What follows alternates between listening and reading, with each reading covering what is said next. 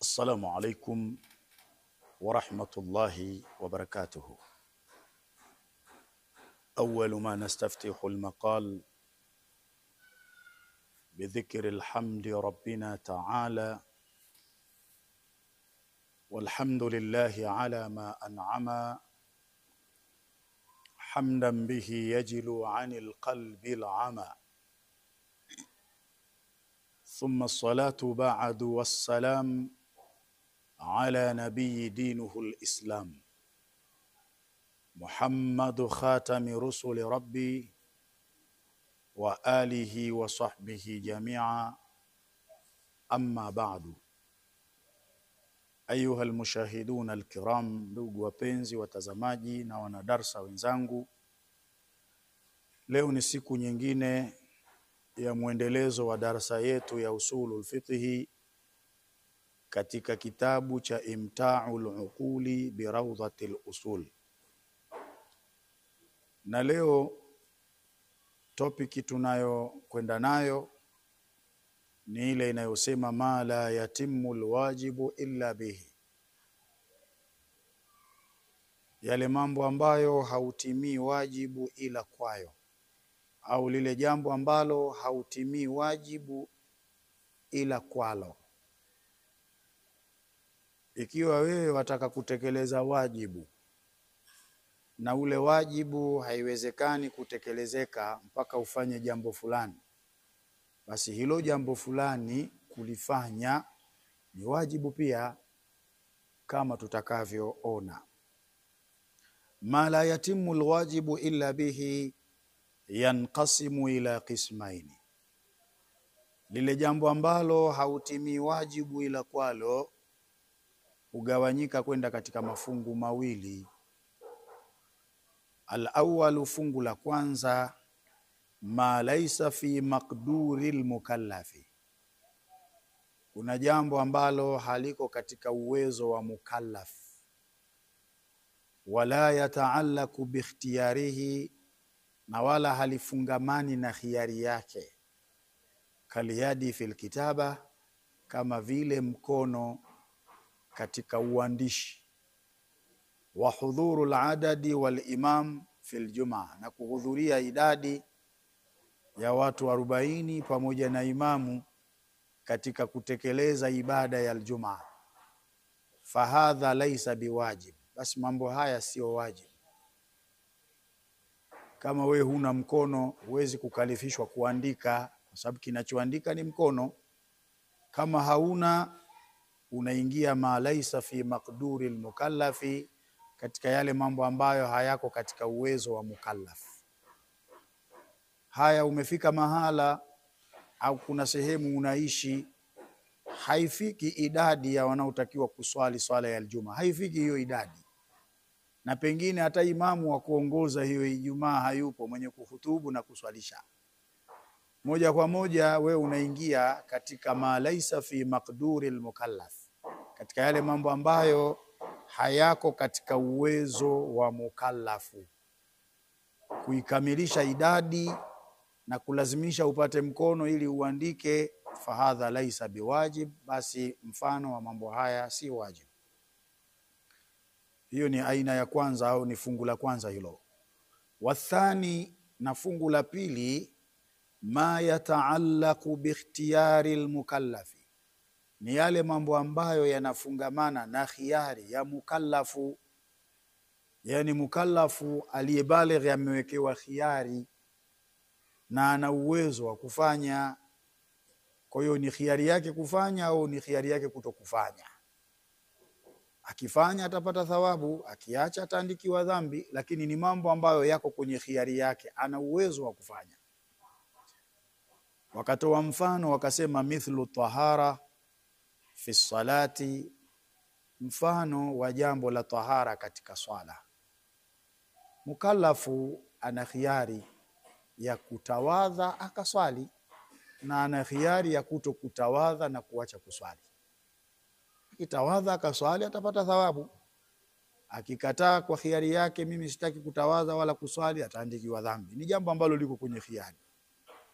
Wa imsaku juz'u min al-layli fi as-sawmi, na kujizuia sehemu ya usiku katika kutekeleza ibada ya saumu. Fahadha wajibu, hili la kujizuia sehemu ya usiku kwa ajili ya kutekeleza ibada ya saumu, jambo hili ni wajibu. Liannahu wasilatun la yatimu alwajibu alasliyu biduniha, kwa kuwa jambo hilo ni wasila. Kwa kuwa jambo hilo ni wasila, hautimii ule wajibu wa asli bila kulifanya jambo hilo. Yani hauwezi ukatimia wajibu wa asli ambao ni funga ya mwezi mtukufu wa Ramadhani mfano. Hilo ndio jambo, huo ndio wajibu wa asli. Hauwezi kutimia bila kujizuia sehemu ya usiku. Na kuna mtu anaweza akasema unajizuia vipi sehemu ya usiku? Taban, jambo hilo liko la kujizuia sehemu ya usiku. Ikiwa wewe utaruhusu kuendelea kula usiku wa mwezi mtukufu wa Ramadhani, ukaacha kujizuia, basi utakula mpaka alfajiri inachomoza. Kwa hiyo ili usile mpaka alfajiri ikakukuta, unatakiwa ujizuie kabla ile sehemu ya usiku kwa ajili ya maandalizi ya funga ya mchana. Kwa hiyo huko kujizuia sehemu ya usiku ni wajibu, kwa sababu ndilo jambo linalopelekea wewe ibada yako ya funga ya mchana iswihi. Ndio maana ya huu msemo, ma la yatimu alwajibu illa bihi fahuwa wajibu. Jambo ambalo wajibu wa asli hautimii ila kwalo, basi nalo jambo hilo ni wajibu kulitekeleza. Walfarqu baina wujubi alwajibi alasli, na tofauti iliyo baina ya wajibu wenye kuwajibisha kwa asli, walwasila na wasila. Hapa tunataka tuione tofauti iliyoko baina ya wajibu wenye kuwajibisha wa asli na wasila. Tofauti yake ni nini?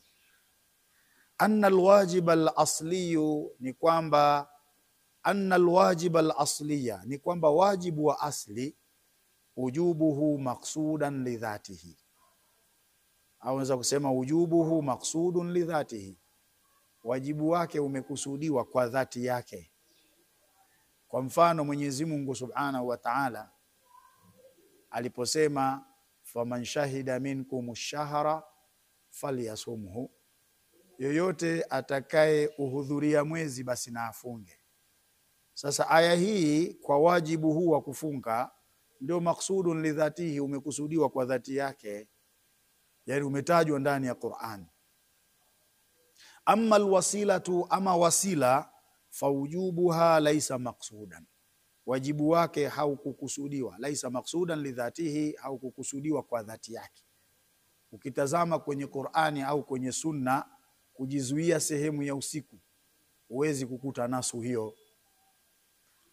Kwa hiyo wajibu huo haujakusudiwa kwa dhati yake, laisa maqsudan lidhatihi, haukukusudiwa kwa dhati yake. Bal biwasitati wujubi alwajibi alasli, bali tu ni kwa wasta wa wajibu wenye kuwajibisha wa asli, ni kwa anwani ya wajibu wenye kuwajibisha wa asli. Yani pale ulipopatikana ule wajibu wa asli, faman shahida minkum shahra, na tukaambiwa as-sawmu yastaghriqu ma baina tulu'i al-fajri ila ghurubi shamsi, tukajua kumbe sasa kuna wajibu wa kujizuia sehemu ya usiku. Kwani ukijizuia sehemu ya usiku ndio jambo ambalo litapelekea usiendelee kula mpaka inachomoza alfajiri. Kwa hiyo utajua kwa kuwepo wajibu wa asli. Fa in qila walau kanat alwasilatu wajibatun, ikiwa patasemwa, yani watu wakajenga hoja, lao ingekuwa wasila ni jambo la wajibu, la uthiba ala fi'liha, basi angelipwa mtu kwa kufanya huo wasila. Lakini sisi tunaona mtu akijizuia sehemu ya usiku halipi thawabu. Sasa kama ingelikuwa wasila ni jambo la wajibu, la uthiba ala fi'liha, basi mtu angelipwa thawabu juu ya kulifanya. Wa uqiba ala tarkiha, na angeadhibiwa juu ya kuliacha. Ma anna tarika sawmi nahari, pamoja na kwamba mwenye kuacha ile funga ya mchana, la yuaqabu ala aljuz'i alladhi tarakahu min sawmi al-layl, hadhibiwi juu ya ile sehemu ambayo ameiacha kutokana na saumu ya usiku. Faljawabu jawabu, yani anachokikusudia hapa mtunzi, yeye anasema kama kujizuia sehemu ya usiku ingekuwa ni jambo la wajibu, basi anayejizuia angeandikiwa thawabu, kwa sababu ukifanya jambo la wajibu unapata thawabu. Na yule ambaye anaacha kufunga funga ya mchana, si ataadhibiwa kwa sababu kaacha kufunga kwa makusudi funga ya mchana? Basi vile vile ilitakiwa aadhibiwe hata kwa ile sehemu aliyoiacha ya usiku. Ndio hoja ya mpinzani hiyo. Sasa jawabu la kujibiwa bwana huyu, annahu yuthabu ala fi'li alwasila, ni kwamba atalipwa thawabu juu ya kufanya wasila. Yule anayejizuia sehemu ya usiku ili afunge mchana, yuthabu ala fi'li alwasila, atalipwa thawabu juu ya kufanya wasila. Liannaha ziyadatun amalun salih, kwa kuwa huo wasila ni nyongeza ya amali njema. Ulipojizuia sehemu ya usiku umefanya nyongeza ya amali njema, utalipwa thawabu. Bidalilin, kwa dalili, anna thawaba albaidi fi alhajj, kwamba thawabu za anayetoka mbali katika kutekeleza ibada ya hija afdalu, ni nyingi zaidi, min thawabi alqaribi, kuliko thawabu za yule anayetoka karibu. Yani wewe unayetoka Tanzania huku kwenda kutekeleza ibada ya hija kule Maka Saudia, unapata thawabu nyingi kuliko yule anayetokea pale pale. Kwa hiyo kuna thawabu za anayetoka mbali. Kwa hiyo wewe unaanza kujizuia sehemu ya usiku ili ufunge mchana, utalipwa thawabu kwa sababu umeanzia mbali maandalizi ya ibada. Wa amma al-iqabu, ama kuandikiwa madhambi, ikiwa unaleta hoja mbona haandikiwi madhambi akiacha kufunga mchana, fahuwa la yatawazzamu ala ajza'i al-fi'li, basi kosa haligawanyiki juu ya kugawanyika kitendo, bali yuaqabu ala al-asli faqat, bali ataadhibiwa kwa kuacha asili tu, ambayo asili ni funga ya mchana.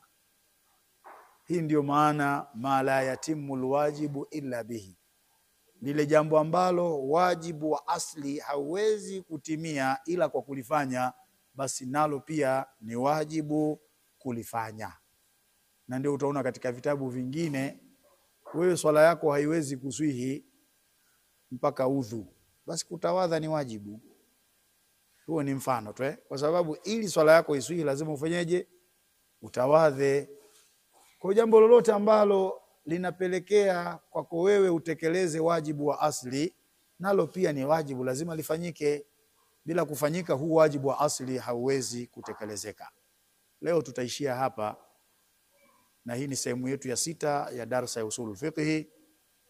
Na tumuombe Mwenyezi Mungu Subhanahu wa Ta'ala ajalie darasa hizi ziwe ni sadaka kwa wazazi wangu waliotangulia mbele ya haki, Mzee Ramadhani Ndaki pamoja na Bi Zainabu binti Andrea.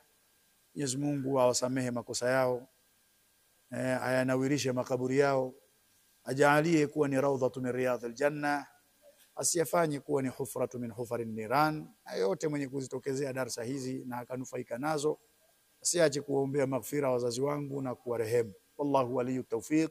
Wassalamu alaykum wa rahmatullahi wa barakatuh.